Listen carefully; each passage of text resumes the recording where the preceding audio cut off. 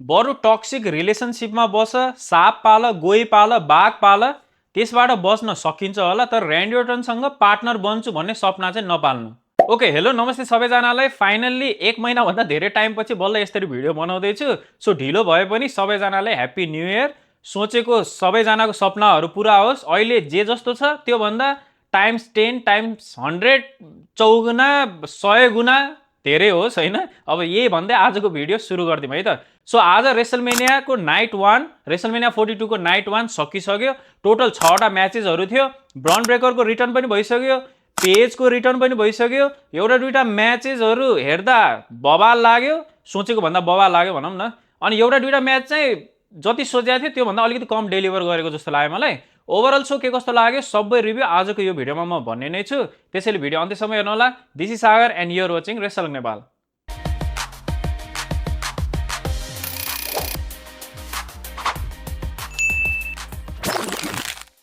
So सुरुमा कुरा गरौँ रेसलमेनिया 42 को स्टेजको बारेमा। कम्पेयर टु लास्ट टाइमको रेसलमेनियाहरू आजको स्टेज चाहिँ कुनै कुनै कुरामा ढिला जस्तो लागेको थियो र कुनै कुनै कुरामा चाहिँ अब कुरा एज इन त्यो थिम सङ प्ले हुने बेला जुन ग्राफिक देखाउँछ त्यो हेर्दा चाहिँ कुनै कुनैको बवाल थियो, कुनै कुनैको त्यस्तो खासै हुन्छ नि राम्रो लागेन भनौँ न। सो स्टार्ट हुन्छ जोन सिनाको थिम सङबाट। क्राउडले डेन्जर रियाक्सन दिन्छ होइन, सिनावाला च्यान्स गर्छ। अनि आजको दिन चाहिँ सुट प्यान्ट लगाएर आएको थियो होइन, त्यस्तो त्यो रिङ गियर लगाएको थिएन भनौँ। Long time fan, long time performer अनि फर्स्ट टाइम रेसलमेनियाको होस्ट भएकोमा आफूले आफूलाई ग्रेटफुल ठान्छ। अहिलेको रेसलमेनिया अलिकति अनप्रिडिक्टेबल छ। अब बोल्ने टाइम सकिसक्यो, अब डेलिभर गर्ने टाइम हो भनेर लास्टमा वेलकम टु रेसलमेनिया भनेर अलि हुन्छ नि हाइप जेनेरेट गर्छ। अनि सो स्टार्ट हुन्छ। सो सुरुकै म्याच हुन्छ 6 man tag team match, LA Knight and Usos versus आइसो स्पिड एन्ड भिजन भन्दै थिएँ मैले, तर भिजन भन्दैमा उनीहरूकै बेइज्जत हुन्छ होइन, अस्टिन थ्योरी एन्ड लोगन पल भनौँ। सो इन्ट्रान्सको कुरा गर्नुपर्दा एलए नाइट र उसोजहरूको ठिकठाकै थियो। भिजनको चाहिँ अलिकति बवाल लागेको थियो मलाई कम्पेयर टु उसोज र एलए नाइटको। त्यो पर्दा जस्तो थियो अनि द भिजन लेखाएको थियो। डब्ल्युडब्ल्युईले हाम्रै लागि ल यो टिम चाहिँ भिजन हो है भनेर याद दिलाउनको लागि चाहिँ त्यत्रो पर्दामा तलपट्टि ठुलो अक्षरले द भिजन लेखेको जस्तो लाग्यो मलाई। नत्र भने हामीलाई कुनै पनि हुन्छ नि त्यो याद आउने ल है यस्तो भिजन थियो है भन्ने जस्तो छैन नि त। ब्रन ब्रेकर र ब्रन्सन रिड नभएर होला सायद। आइसो स्पिड पनि त्यही भिजनसँगै आउँछ। 9वटा क्यामेराको एङ्गल देखाउँछ होइन, त्यो चाहिँ लास्टै बवाल लागेको थियो मलाई। अनि आइसो स्पिडको रियाक्सन त अलवेज बवालै हुन्छ होइन। सो म्याचको कुरा गर्नुपर्दा सुरुमै सुपर किक हानिदिन्छ उसोजहरूले अस्टिन थ्योरी र लोगन पललाई, अनि उनीहरू बाहिर जान्छ। एलए नाइट र आइसो स्पिडले म्याच स्टार्ट गर्छ। आइसो स्पिडले पावर स्ल्याम हानिदिन्छ होइन एलए नाइटलाई, त्यो चाहिँ लास्टै बवाल लागेको थियो। तर एलए नाइटले केही पनि फरक पर्दैन, ऊ उठिहाल्छ। एकपछि एक टिमले अपर ह्यान्ड लिन्छ पालो पालो। अनि यो म्याच चाहिँ मैले सोचेको भन्दा अलिकति छोटो लाग्यो मलाई। अनि यो म्याच चाहिँ किक अफ हुन्छ भन्ने कुरा चाहिँ मैले सोचेको थिएन, किनभने ड्रू मैकिन्टायर र जेकब फार्टको म्याच हुन्छ कि जस्तो लागिरहेको थियो। तर डब्ल्युडब्ल्युईले यो म्याचलाई राखिदियो। सो म्याच ठिकठाकै चलिरहेको थियो भनौँ होइन, त्यस्तो खासै वाव चाहिँ थिएन एन्ड आउनुभन्दा अगाडि। किनभने म्याचको एन्डतिर चाहिँ के हुन्छ भनेपछि एलए नाइटले पुस गर्ने बेला लोगन पललाई लाग्छ, त्यो देखेर अस्टिन थ्योरीले स्पिडलाई कराउन थाल्छ। त्यसपछि एलए नाइटलाई पकडेर हान भन्न लान्छ। एलए नाइटले अस्टिनलाई आइसो स्पिडतिरै फालिदिन्छ होइन, दुवैजना ठोकिन्छ। त्यही मौका पाएर एलए नाइटले पिन गरेर यो म्याच जित्छ। त्यो देखेर लोगन पल एकदमै फ्रस्ट्रेट हुन्छ होइन, आइसो स्पिडलाई चिप सट पनि हानिदिन्छ। त्यसपछि एकदमै अट्याक गर्छ, अनाउन्स टेबलको थ्रु लग्छ होइन, त्यहाँनिर पनि अट्याक गरेर आउँछ। उसोज आएर हेल्प गर्छ होइन उसलाई। एलए नाइटले पनि अट्याक गरिदिन्छ लोगन पललाई। आइसो स्पिड अब उनीहरूको साइडमा थियो होइन, रिङ पोस्टबाट क्या दामी स्प्ल्यास हानिदिन्छ अनाउन्स टेबलको थ्रु लोगन पललाई। त्यो बेला लगभग 5-6वटा क्यामेरा एङ्गल देखाउँछ होइन डब्ल्युडब्ल्युईले, त्यो चाहिँ लास्टै बवाल लागेको थियो। त्यसपछि चाहिँ अनि स्ट्यान्ड टल गर्छ अनि जे उसोले आफ्नो त्यो वान मोर टाइमवाला गर्छ, सबैजनाले इट गरेर आउँछ होइन। सो यो म्याच चाहिँ मैले सोचेको भन्दा अलिकति कम डेलिभर गरेको जस्तो लाग्यो मलाई, किनभने छोटो थियो। जस्ट यो लास्टको सेगमेन्ट चाहिँ अलिकति दामी लाग्यो, नत्र भने चाहिँ त्यस्तो खासै मैले सोचे जस्तो चाहिँ लागेन यो म्याच। त्यसपछि आउँछ ड्रू मैकिन्टायर भर्सेस जेकब फार्टको अनसेन्सन्ड म्याच। कम्पनी कुनै पनि हालतमा रेस्पोन्सिबल छैन यो म्याचमा, जसलाई जेसुकै होस् होइन, जेले पनि कुट्न पायो, नो डिस्क्वालिफिकेसन, इन्टरफेयर पनि हुन पायो होइन, सबै चिज भनेर एकदम हाइप गराएको थियो नि त। सो सुरुमा जेकब फार्टको इन्ट्रान्स हुन्छ होइन, पुरै त्यो आर्मीवाला भेस्ट टाइपको के लगाएर आउँछ फायरवाला ग्राफिकमा। अनि इभन त्यहाँ लगभग 2-3जना मान्छेहरू पनि हुन्छ होइन, त्यो उसको इन्ट्रान्समा त्यो फायर फु गर्नेवाला, त्यो पनि लास्टै दामी देखाएको थियो। त्यसपछि ड्रू मैकिन्टायरको त अलवेज स्कटिस वारियरवाला थिममा आउँछ त्यो आफ्नो त्यो तरवाल लिएर। अनि त्यो इन्ट्रान्स हुँदाहुँदै ड्रू मैकिन्टायरले अट्याक गरिदिइहाल्छ जेकब फार्टुले। जेकब फार्टुले अपर ह्यान्ड लिन्छ सुरुमा, टेबलहरू फिट गर्न थाल्छ जेकब फार्टुले। त्यसपछि टुल बक्सले नै अट्याक गरेर हुन्छ होइन, जो सुरुबाट नै यिनीहरूले अलिकति हुन्छ नि चेयरहरू अनि टेबलहरू टुल बक्सहरूको त्यो भित्रपट्टि त्यो रिन्चहरू सबै युज गरेर हुन्छ।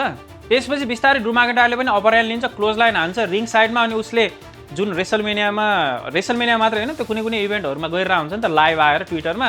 अब अहिले यो भिडियो रेकर्ड गर्दासम्ममा जस रेसलमेनिया सकेको 2 घन्टा भयो होइन अहिले, सो त्यो टाइमसम्ममा 1.3 मिलियन भइसकेको छ, अनि मेबी सायद यो भिडियो अपलोड हुँदासम्ममा त्यसको लगभग 2-3 मिलियन नै पुग्छ होला। त्यसपछि जेकब फाटुलाई दह्रो अट्याक गर्छ, अन्डरटेकरले जुन रिङको बाहिर रिङ साइडमा यस्तरी उडेर हाई फ्लाइ जम्प हान्छ नि त, त्यो क्या स्मुथली ड्रू मैकिन्टायरले हान्छ होइन, त्यो चाहिँ लास्टै नै दामी लागेको थियो। त्यसपछि जेकब फाटुको मुनसल्टमा किक आउट गर्छ ड्रू मैकिन्टायरले, रिन्चले त्यो टाउकोमा अट्याक गर्छ सुरुमा, त्यसपछि आँखै निकाल्देला जस्तो गर्छ होइन ड्रू मैकिन्टायरले, त्यो चाहिँ एकदमै अलिकति डेन्जर स्पोर्ट जस्तो लाग्यो। रेफ्रीको बेल्ट निकालेर जेकब फाटुलाई हान्न लाउँछ, तर काउन्टर गर्छ सुपर किक हानेर जेकब फाटुले, अनि उल्टै उसको बेल्टले त्यो बाउले छोरालाई पिट्छन् नि, त्यो भन्दा पनि डेन्जर गरी पिटाइ खान्छ होइन ड्रू मैकिन्टायरले। त्यो देख्दा चाहिँ अलिकति हाँसो लाग्यो। जस म्याच ओभरअल रमाइलो लागिरहेको थियो, क्राउडहरूले पनि त्यही अनुसारको रियाक्सन पनि दिइरहेको थिए। सो म्याचको एन्डमा चाहिँ के हुन्छ भनेपछि जेकब फाटु रिङको टपमा हुन्छ, त्यहीबाट पुस गरिदिन्छ होइन, अनि रिङ साइडमा बिछाएको टेबलको माथि पर्छ जेकब फाटु। त्यसपछि रिङमा ल्याएर पिट्न लाउँछ, जेकब फाटुले फाइट ब्याक गर्छ, टुल बक्सले हान्छ सुरुमा टाउकोमा, सो द्याट कि त्यो रिङमा बिछाएको टेबलको माथि लम्बसार पर्छ होइन ड्रू मैकिन्टायर। त्यसपछि रिङबाट मुनसल्ट हानेर जेकब फाटुले यो म्याच जित्छ। अब यो ड्रू मैकिन्टायरको चाहिँ होइन फ्युड पनि राम्रो हुन्छ उसको होइन, स्टोरी लाइन पनि राम्रो गराउँछ, प्रोमो पनि राम्रै देखाउँछ। ड्रू मैकिन्टायर इन्क्लुड भएको हरेक स्टोरी लाइनहरू बवालै हुन्छ, यताउता गरेर जिताइदिन्छ पहिलो एउटा दुईटा म्याच। त्यसपछिको लास्ट म्याच जोसँग हुन्छ, चाहे त्यो डेमिन प्रिस्टसँग होस्, कोडी रोडसँग होस्, र्यान्डी ओर्टनसँग होस्, सीएम पंकसँग होस्, सबैसँग लास्टमा चाहिँ हराउने भनेको ड्रू मैकिन्टायरलाई नै रहेछ होइन। त्यो देखेर चाहिँ अलिकति नराम्रो लाग्यो। मेबी सायद यो म्याचमा अलिकति जिताइदियो भने पनि के पो जान्थ्यो होइन, बिचरासँग टाइटल पनि उडाइदियो, खै के हो। म चाहिँ अब यो कुरामा चाहिँ डब्ल्युडब्ल्युईले बुझ्दैन जस्तो लाग्छ मलाई ड्रू मैकिन्टायरको एङ्गलतिरबाट सोच्नुभन्दा चाहिँ। नत्र ओभरअल म्याच चाहिँ जस रमाइलो थियो। अब लेट्स सी ड्रू मैकिन्टायर र जेकब फाटुको यो फ्युड अझै कन्टिन्यू गर्छ कि अब डिफ्रेन्ट स्टोरी लाइनतिर लग्छ कि अथवा गायब बनाइदिन्छ, त्यो चाहिँ अब पछिकै सोमा थाहा हुन्छ। त्यसपछि आउँछ 6 women tag team match for the WWE women's tag team च्याम्पियनसिपको लागि। Lyra Valkyria and Bayley versus Bella Twins versus Charlotte Flair and Alexa Bliss versus Lash Legend and Nia ज्याक्सको बिचमा। निकी बेला इन्ज्योर्ड भएको हुन्छ, त्यो भएर उसको ठाउँमा चाहिँ पेज आउँछ, अनि साथसाथै आफ्नो त्यो क्रचेसहरू ल्याएर पनि आउँछ होइन, जुन कुरा चाहिँ अलरेडी हिजो नै थाहा भइसकेको थियो, किन ट्विटरभरि नै त्यो आइसकेको थियो होइन, उसले साइन गरिसक्यो डब्ल्युडब्ल्युईसँग भनेर। अब म्याचको कुरा गर्नुपर्दा सबै टिमको एकजना मेम्बर हुन्छ रिङमा, अनि जसले पिन गर्छ उसैले जित्नुपर्ने म्याच थियो यो। सो म्याच ओभरअल ठिकठाकै थियो भनौँ, मैले चाहिँ त्यस्तो खासै डिटेलमा कुरा गरेन। एउटा मुभमेन्टमा चाहिँ शार्लेट फ्लेयर र पेजको पनि फेसअप हुन्छ, त्यो बेला चाहिँ क्राउड पुरै पट्केला जस्तै रियाक्सन दिन्छ होइन, त्यो चाहिँ एकदमै बवाल थियो।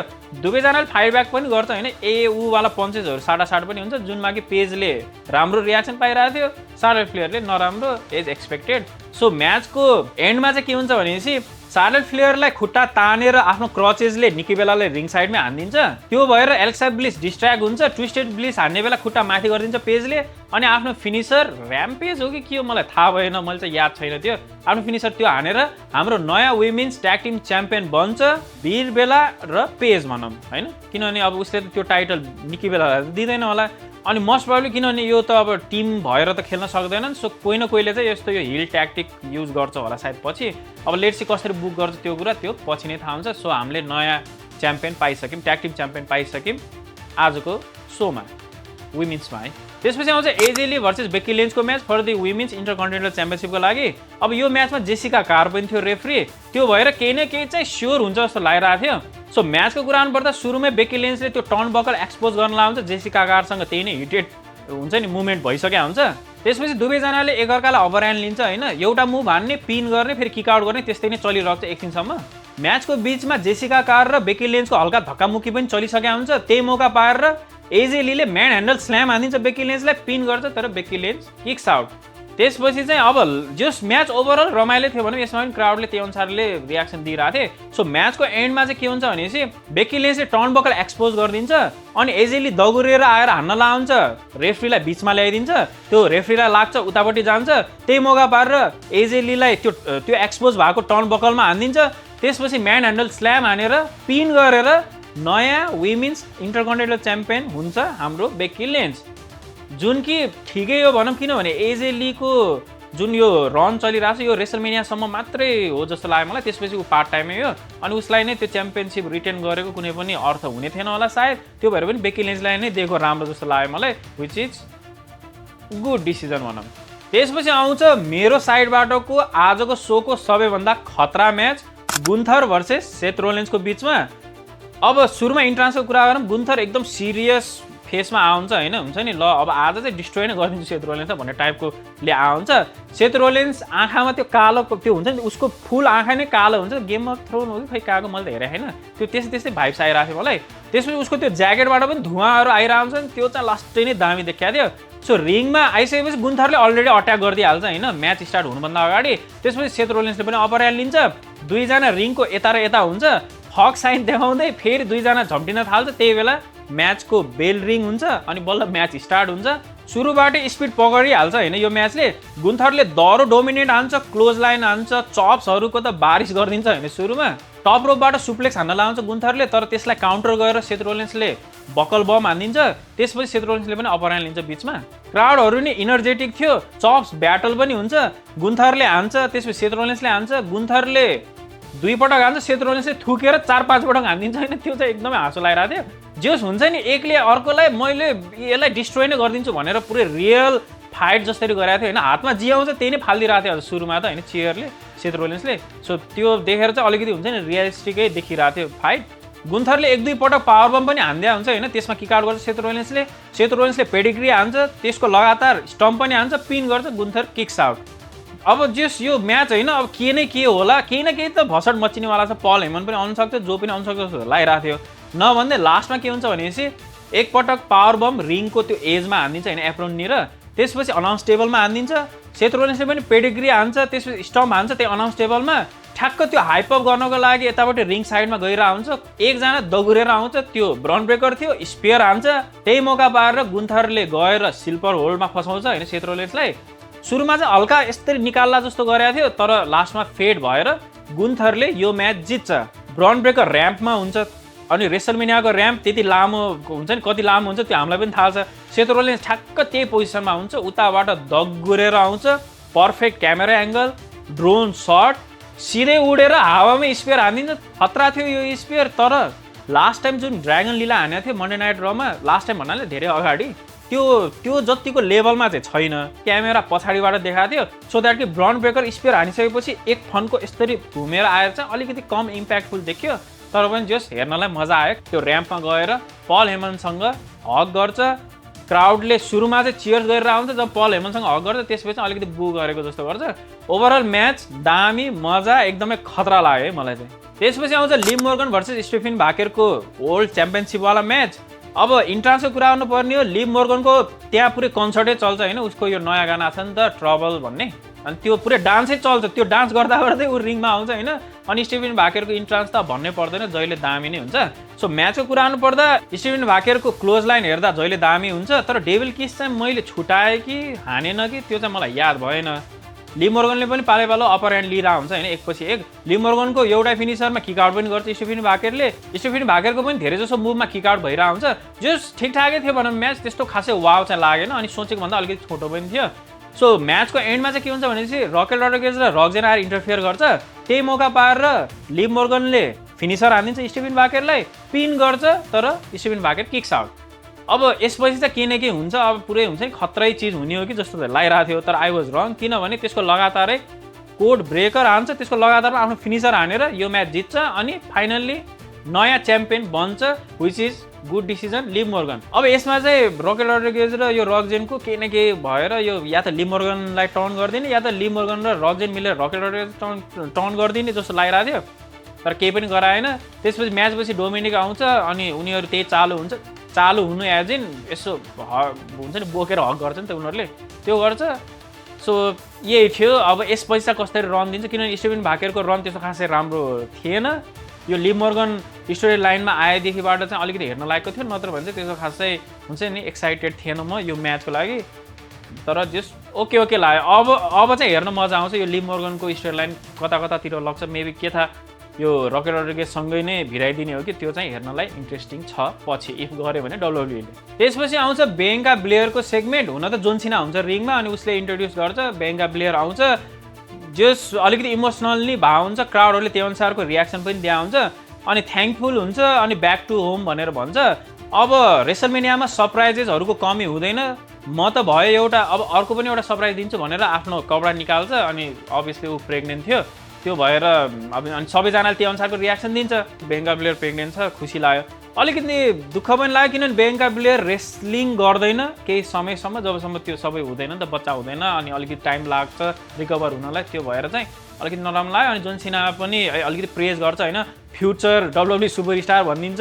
अब त्यो हुन्छ नि दुनियाँमै आएको छैन, अब अहिलेबाटै ऊ नेपो बेबी टाइपको चलिरहेको छ होइन डब्ल्युडब्ल्यूमा, जुन कि अगाडिबाटै चलिरहेको थियो।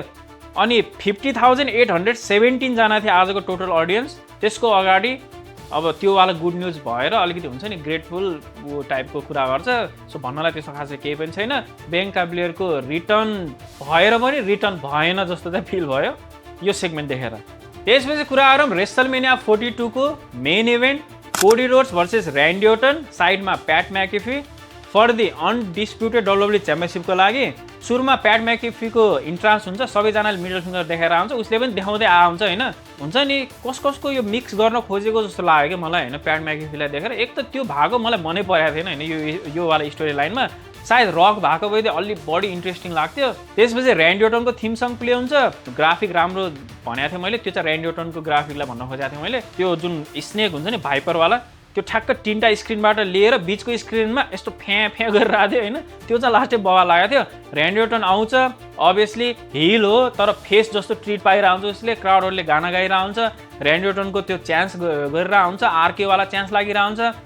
त्यसपछि कोडी रोड्सको नो डाउट त्यो मान्छेलाई जति नै हेड पाओस् उसले होइन, बालै छैन त्यस्तो खतरा इन्ट्रान्स गर्छ उसले लगाएको कपडाको अक्सन टाइपको म्युजियममा जुन राख्छ नि त्यो सेफ गरेर ग्लासको भित्र त्यस्तै गरेर राखेको थियो होइन। अनि तलबाट यस्तरी एलिभेटरको थ्रु आउँछ माथि, धुवा निस्किरहेको हुन्छ, उसको थिमसँग प्ले हुन्छ अनि त्यो हेलमेट के लगाएको हुन्छ, हेलमेट एज इन त्यो मास्क जस्तो के लगाएको हुन्छ, त्योसँग उसको कपडा पनि म्याच गरेर आउँछ जुन कि बबाले देखाएको थियो। रिङमा आइसकेपछि बु पाउन थाल्छ किनभने आरकेओको चान्स लाग्न थाल्छ त्यहाँ।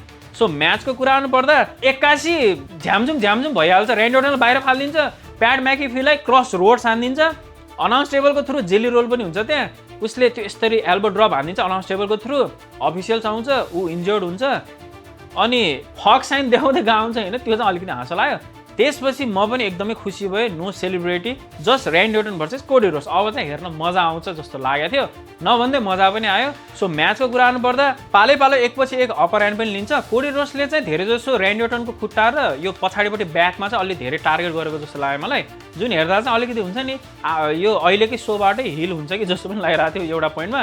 त्यसपछि ऱ्यान्डी ओर्टनले पनि अप्पर ह्यान्ड लिन्छ, सुप्लेक्स हान्छ, क्लोज लाइन हान्छ, पावर स्ल्याम हान्छ अनि त्यो रोपबाट डिडिटी पनि हान्छ।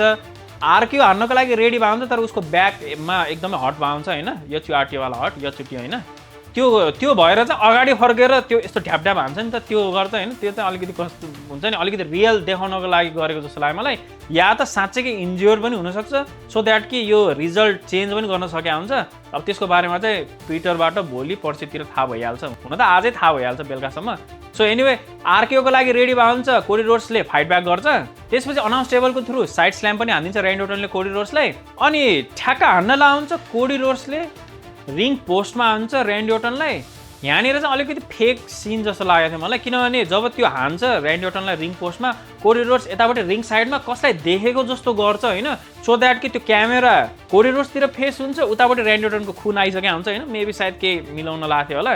अनि क्राउडहरूले पनि त्यसपछि त डेन्जर रियाक्सन दिन्छ किनभने पछाडि बस्ने क्राउडले त त्यो अगाडिको सिन देख्दैन नि त, त्यो भएर पनि होला सायद त्यो 81 वाला च्यान्स गर्न थाल्छ होइन।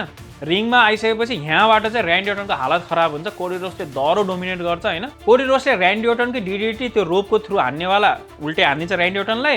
आरकेओको लागि पनि रेडी भएको हुन्छ, ऱ्यान्डी ओर्टनले काउन्टर गरेर क्रस रोड हानिदिन्छ, पिन गर्छ, कोडी रोड्स किक्स आउट। त्यसपछि कोडी रोड्सलाई आरकेओ हान्न लाउँछ ऱ्यान्डी ओर्टनले, कोडी रोड्सले उल्टै आरकेओ हानिदिन्छ ऱ्यान्डी ओर्टनलाई।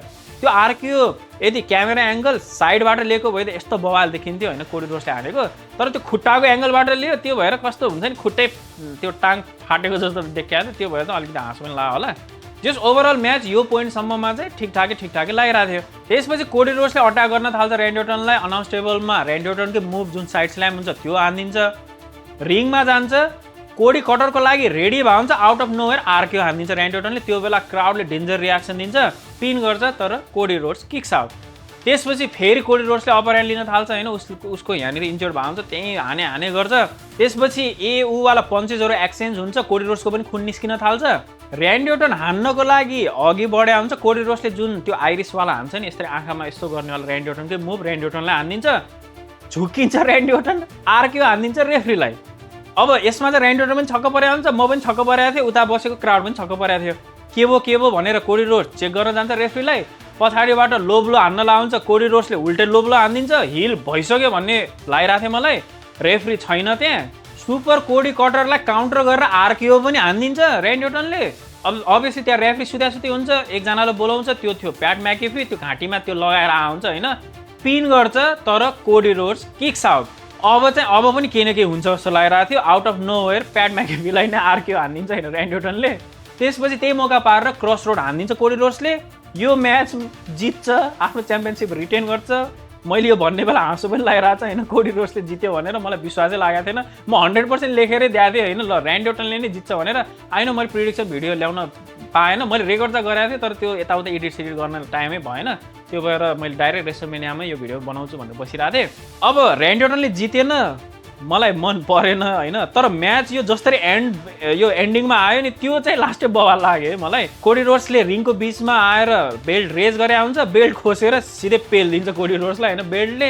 फाइनल्ली कति वर्षपछि यसले पन्ट किक हान्नलाई रोकिरहेको थियो, केभिन ओवेन्सको पालोबाट रोकिरहेको थियो, आज कोडी रोड्सलाई हानि छोड्यो। मजा आयो भनौँ होइन, यो जुन नाइट 1 एन्ड भयो नि त्यो चाहिँ मजा आयो। बिचबिचमा अलिकति स्लो यताउता थियो। So finally WrestleMania of year जान्छ। आजको सोको रेट गर्नुपर्दा मेरो साइडबाट 4 स्टार भनौँ। लास्टको सेगमेन्ट दामी थियो, सेथ रोलिन्स र गुन्थरको म्याच एकदमै बवाल लागेको थियो। सो यही थियो गाइजहरू आजको रेसलमेनिया 42 नाइट 1 को रिभ्यू। छोटो गरी मात्रै गरेँ, मैले डिटेलमा कुरा गरेन। सो हजुरहरूलाई के कस्तो लाग्यो तलपट्टि कमेन्ट गर्न नबिर्सिनु होला। अनि भिडियो मन परेमा लाइक पनि गरिदिनु होला। यस्तै गरी साथ सपोर्ट दिइराख्नु होला। 1 वर्ष भइसकेछ। आइनो यो रेसलमेनिया विकमा मैले ब्याक टु ब्याक भिडियो बनाउनु पर्ने थियो, काम यताउता गरेर यस्तो ल्याङ भयो होइन, त्यो भएर मैले टाइमै पाएन। अब म ट्राई गर्दैछु, मोस्ट प्रोबेबली यो मन्डे नाइट र पनि मैले कभर गर्न सक्छु होला, तर त्यसपछिको फ्राइडे नाइट स्म्याकडाउन चाहिँ कभर गर्न सक्दैन होला। त्यसपछि त फेरि रेगुलर हो, नो डाउट। हुन त मैले लास्ट विकै रेगुलर भनेको थिएँ, पाएन टाइम, त्यसपछि त म खाली नै हुन्छु अनि बनाउन टाइम पनि मसँग इनफ हुन्छ। So thank you so much once again. So यस्तै गरी WWE कन्टेन्टसँगको रिलेटेड भिडियो हजुरहरूलाई पनि मनपर्छ भने यो च्यानल सब्सक्राइब गरिदिनु होला। So see you in my next video.